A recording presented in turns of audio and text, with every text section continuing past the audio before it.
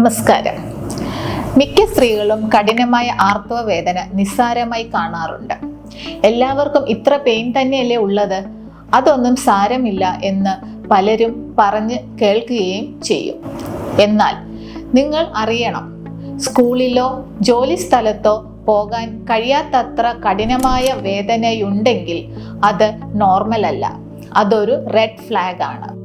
നമ്മുടെ ഗർഭപാത്രത്തിന്റെ അകത്തെ പാളിക്ക് സമാനമായ കോശങ്ങൾ ഗർഭപാത്രത്തിന് പുറത്ത് വളരുന്ന ഈ അവസ്ഥയാണ് എൻഡോമെട്രിയോസിസ് എന്ന് നാം പറയുന്നത്.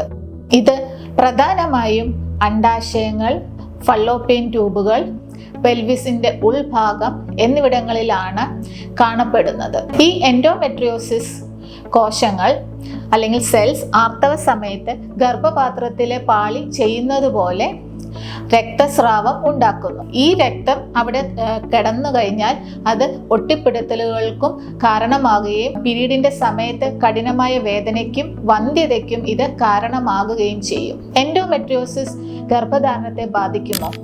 തീർച്ചയായും. എൻഡോമെട്രിയോസിസ് ഗർഭധാരണത്തിന് തടസ്സമുണ്ടാക്കാൻ സാധ്യതയുണ്ട്. ഈ അവസ്ഥയിൽ ഉണ്ടാകുന്ന അഡ്ഹഷൻസ്, അതായത് എൻഡോമെട്രിയോട്ടിക് അഡ്ഹഷൻസ് ഫള്ളോപ്പിയൻ ട്യൂബുകളുടെയും അണ്ഡാശയങ്ങളെയും ഒട്ടിച്ചു നിർത്തുന്നു. നോർമൽ അനാറ്റമി ഡിസ്റ്റോർട്ടഡ് ആവുന്നു. ഈ ഒട്ടിപ്പിടുത്തൽ കാരണം അണ്ഡത്തിന് ശരിയായി സഞ്ചരിക്കാനോ ബീജസങ്കലനം നടക്കാനോ കഴിയാതെ വരും. അതോടൊപ്പം തന്നെ എൻഡോമെട്രിയോസിസ് ഉള്ളവർക്ക് ഇംപ്ലാന്റേഷൻ ഫെയിലിയറും വരും. ചികിത്സയ്ക്ക് ശേഷം ഗർഭം ധരിക്കാൻ സാധിക്കുമോ? തീർച്ചയായും സാധിക്കും. ലാപ്രോസ്കോപ്പിക് സർജറി വഴി ഈ ഒട്ടിപ്പിടിച്ച ഭാഗങ്ങൾ വേർപെടുത്തി രോഗബാധിത കോശങ്ങൾ നീക്കം ചെയ്താൽ നോർമൽ പ്രഗ്നൻസിക്ക് സാധ്യത ഏറെയാണ്. ഒരിക്കലും വേദന കടിച്ചമർത്തരുത്.